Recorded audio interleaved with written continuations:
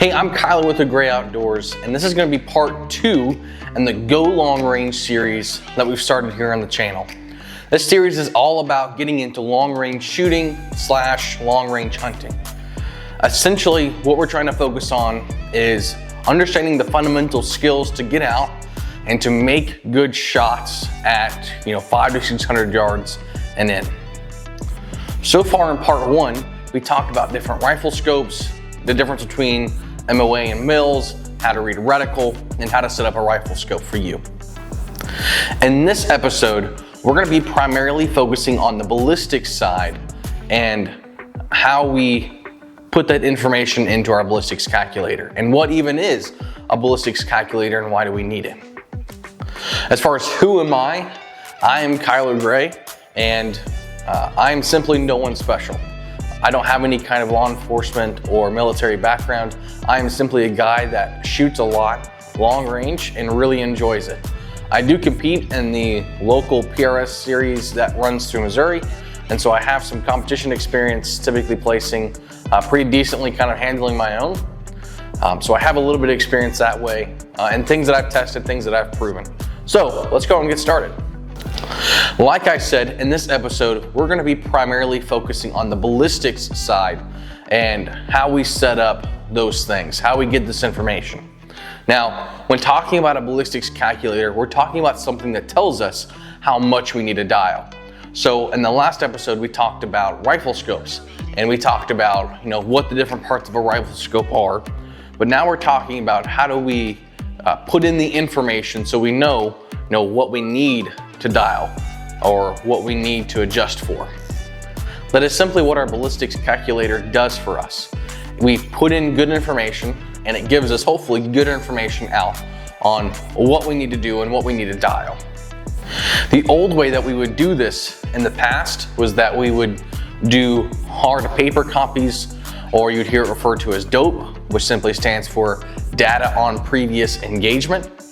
So with that information, we would know that, okay, today is 70 degrees and it took, let's say, 3 mils to get an impact at 500 yards. But that doesn't mean tomorrow it's going to take the same exact solution.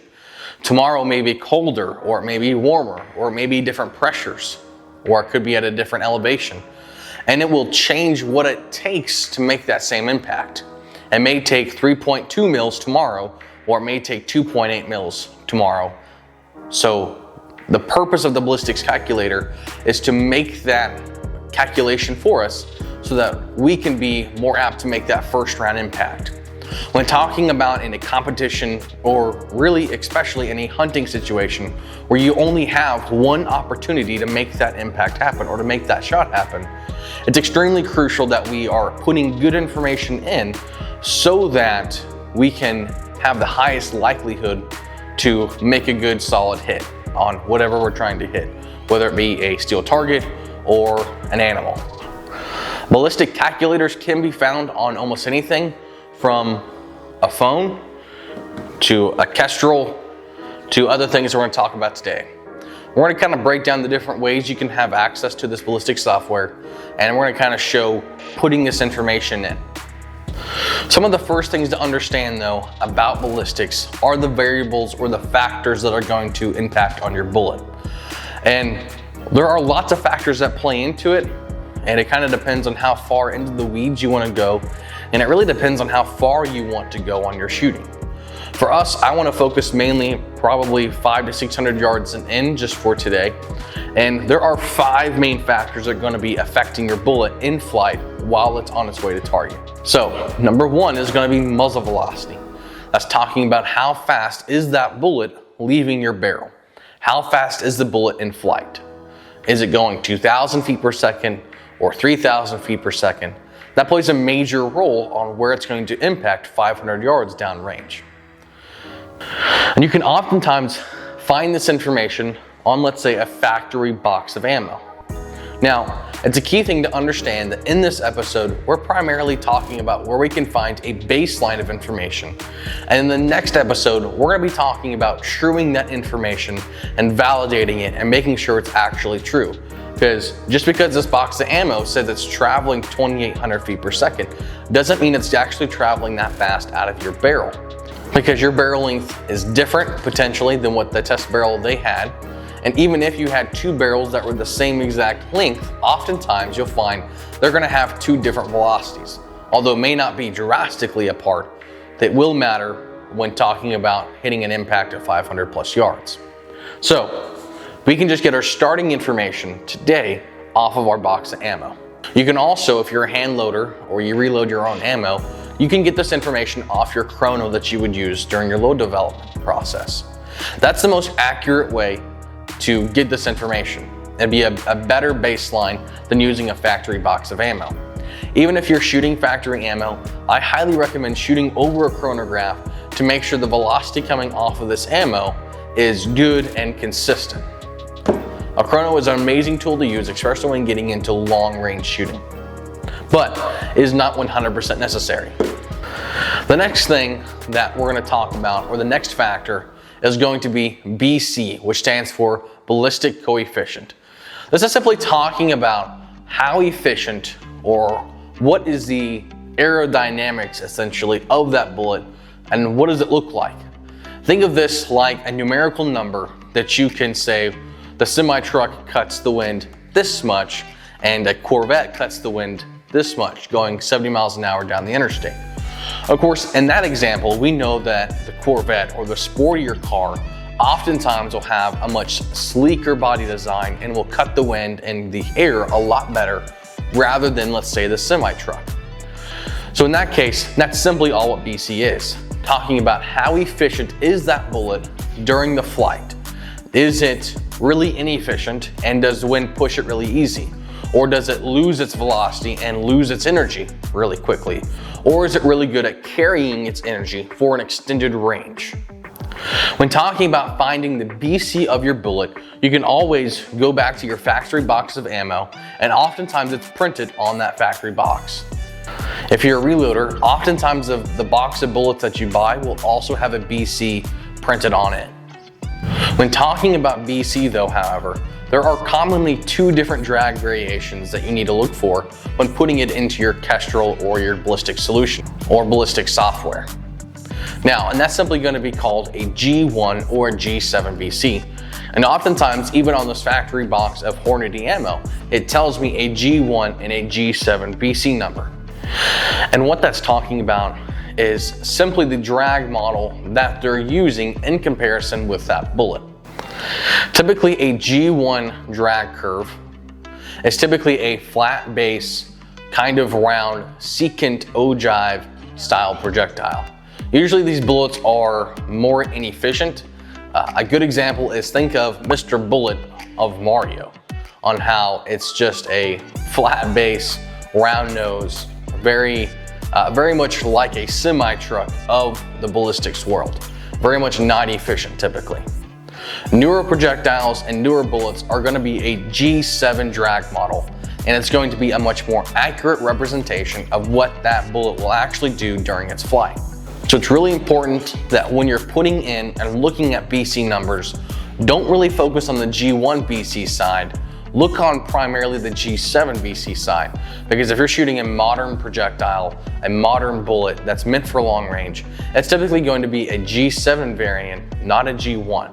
And if you enter in a G1 BC number into your ballistic software, it may not hold true through the entire ballistic curve. That's why we use G7. It's much more accurate and much more in comparison to what a true modern bullet would look like. The next three variables are kind of lumped in together as the environment that you're shooting in. So for example, the temperature, the humidity, and the pressure that you're shooting in. These are the three main environmental variables that are going to affect your bullet in flight. So as the temperature begins to rise or fall, or the pressure begins to rise or fall, or the humidity begins to rise or fall, it's going to affect the bullet. The reason why this is going to affect the bullet is think of our bullet traveling through fog. And the denser the fog or the lighter the fog will change how well that bullet or how hard that bullet has to work to cut through that fog to make that happen. And that's simply why those factors matter. There are other factors that play into it, but those are the three main things that are going to affect the bullet as far as environmentals are concerned. So now that we've talked about ballistics, what it is, and the different factors of it, let's go ahead and let's dive into a ballistic software and let's show setting that up for the first time. There are lots of different ways you can use a ballistic calculator in different forms. We're gonna go ahead and use the Hornady ForwardOff app for today. I really like the app because it's a good free option that is pretty user-friendly and pretty easy to use. And later on, we're gonna show some different versions and different ways you can have a ballistic solution and the advantages to that. So let's go ahead, let's jump into the Hornady ForwardOff app. It can be found on pretty much any iOS or Android device, and let's see if we can get it set up. So here on the home screen, we can see that I have a ForwardOff calculator option. We're not gonna focus on that for the premise of today. It works okay. It's Hornady's version. Instead of using BC numbers, they actually have custom drag models for their bullets. Like I said, it works okay. It's kind of hit and miss sometimes for me. On some bullets work well and some don't. But today, let's go ahead and focus on the G7 and G1 calculator here. Let's go click into that.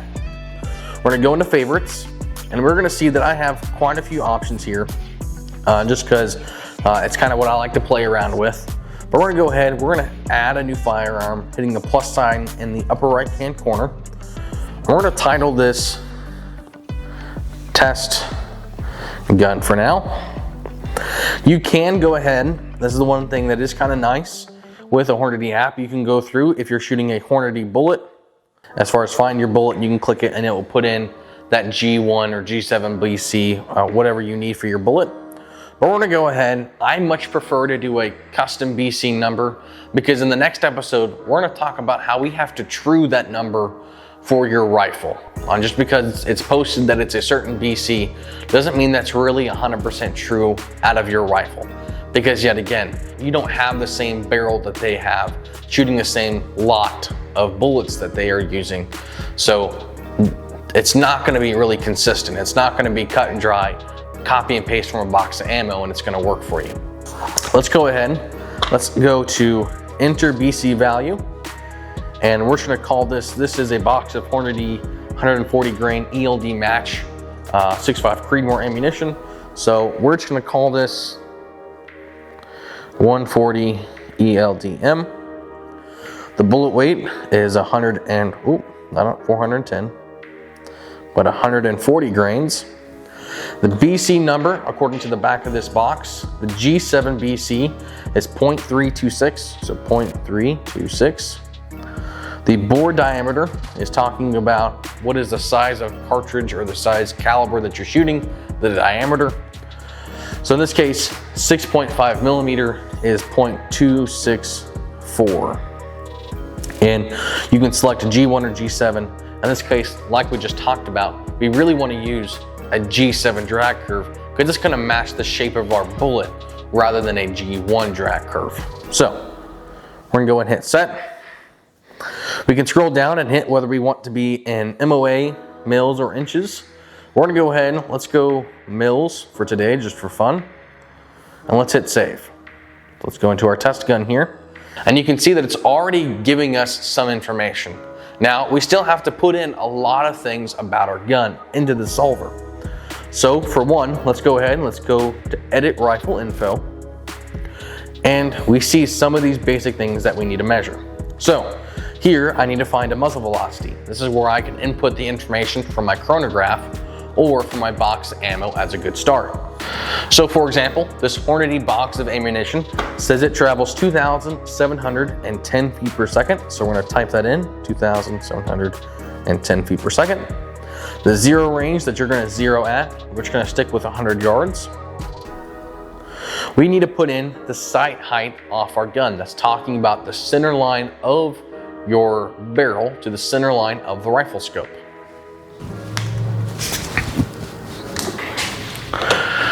So here I have a rifle in front of me, and we're gonna go ahead and we're gonna measure that. We're gonna measure basically the center of the barrel to the center of the rifle scope.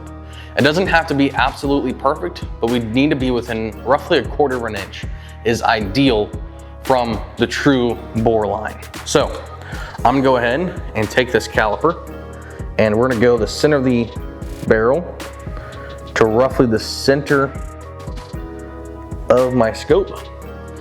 And I get a measurement of 2.1. So that's what I need to enter in to my ballistics software. So now, sight height, we're gonna put that 2.1 inches. The twist rate of your barrel, so you either have to look this up according to your rifle's manufacturer, or if it says so on the side of the barrel, you can put that information in. Oftentimes a 6.5 Creedmoor is going to be a 1 in 8 twist, and we're not gonna worry about the impact windage. That's really not for what we're talking about today. We're gonna go back and save that information. And now we can start seeing we have already different information than what we started with. Now, from here, you could go ahead and start scrolling through here, and it's going to give you different solutions based upon so far what you've put into it. But so far, we've only done 2 of the 5 variables to find a solution. We still have to figure out what our environmentals are. We can find our environmentals, for one, on your phone using your local weather app, or if you have something like a Kestrel or something that has an onboard weather station that you can use, that would be a little bit more accurate. So we're gonna go ahead and I'm gonna go into the edit variables function, and we can go ahead and start inputting some of this information in based upon our local weather station for today. So we are at 1,130 feet. The pressure for today is 29.3, and the temperature is 71 degrees with the humidity of 30%. From here, now that we've put in all of our variables, the rest of the environmentals, let's go ahead and let's save that. And here we can see we have another different solution because now we've updated our environmentals. So let's say that you want to input a windage. Let's say you had a windage coming from a direction and you want to see kind of what the effect is. Well, we can change and we can grab this and we can move this around to the degree that the wind is coming in at. And we can also scroll over on how much that wind is coming in. If you need to input a shooting angle, you can capture your shooting angle, or you can put in a shooting angle that you need to. If you also have a moving target, let's say that you're shooting a match that has a moving target, or let's say you're trying to shoot a coyote on the run, or you want to practice a moving target for, let's say, a hunting situation like I said, a coyote moving. You can dial in how fast in miles per hour that will be. And you can also input whether it's going in right to left or left to right. If you're wanting to get a range card of what the different velocities and energy would be at different ranges, you can simply click this chart on the very bottom corner. You can hit whatever interval you want to go at the max range and hit set, and it will give you a range card breakout all the way out to your max yardage and give you what your velocity and energy is at target, along with your time of flight. So how long that bullet is in the air. Another common thing that you can use to find your ballistic solution is a Kestrel. The advantage to a Kestrel is that, for one, it's going to be separate than, let's say, your phone. It's going to be more durable, it's going to have a longer battery life, and not only that, it's going to give you your personal environmentals for your exact area. So this has onboard humidity sensor, temperature, wind, and pressure. This can do all of those things. So it's going to give you a custom environmental variables for your exact area, not based upon a local weather station that's, let's say, 3 to 5 miles away or farther. When using a Kestrel and setting it up, it's relatively simple. Just like the Hornady app, we have to put in the same exact variables. So if I scroll down to gun and click OK, I can put in and change my muzzle velocity along with what type of drag model I want, the BC value that I need for that drag model, my bullet weight, my bore diameter, my zero range, my bore height, my rate of twist, and the units that I want my data to tell me in.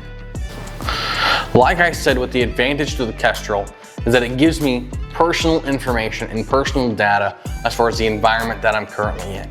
It can also give me a wind call by using the anemometer that's built into the Kestrel, so you can measure the exact direction of wind and the exact value of wind and not having to guess that this feels like a 5 mile an hour or an 8 mile an hour wind. You actually can truly measure that and give you a little bit better baseline of what you should be holding on your shot. There are, however, even other tools that you can use to find your ballistic solution. So I also have a set of Vortex Fury applied ballistics model. So this actually gives me a ballistic solution when I give a range. So if I go up and I range something and I click my range button, it gives me the range that something is and also my ballistics solution when I range that. Just like the Kestrel, this has onboard sensors to measure temperature, pressure, and humidity. I do have to program in a wind, so I guess in that aspect it is not as good as a Kestrel, but it's doing a lot of things at once. For a hunting application, a set of these binos are awesome because you can quickly find your animal, range it, get your solution, dial your gun, and make a shot in a relatively quick time. You can also use something like this Impact 4000 that's on top of this scope here. This is kind of like the Vortex Furies in the aspect that it is still a ballistic rangefinder, but instead of using a binocular set to give us magnification, it is going to be zeroed with our scope, so that when my scope, the center of my reticle, is hovering over something and I click range, it's going to project a rangefinder and give me a range and a ballistic solution, all while being on the gun and never having to get out of my scope. So I could be looking at a target or a game animal, and I could actually, while being on the rifle scope, range, get a solution, hold over on my reticle, and make that shot, which is super handy, which is why I really like this, especially in a hunting situation. This is awesome for that. So I hope you enjoyed this episode of the Go Long Range Series Part 2 Ballistics Edition. Now, key things to remember is get familiar with your Ballistics Solver app. Get in there and play with it. Put different solutions in it, put different guns in it. Get used to navigating that app. In the next episode, we're gonna take our Hornady 4-Dop app that we created today, and we're gonna go to the range and we're gonna validate it and we're gonna test it and we're gonna true that information that we put in. So we're gonna be truing the muzzle velocity and truing the BC number that we put in out of the box and figure out exactly what our gun needs to make that solution happen. Thanks again, guys, and be sure to like and subscribe. And if you have any comments, put them down below and let's have a discussion and we can learn together. Catch you guys in the next episode.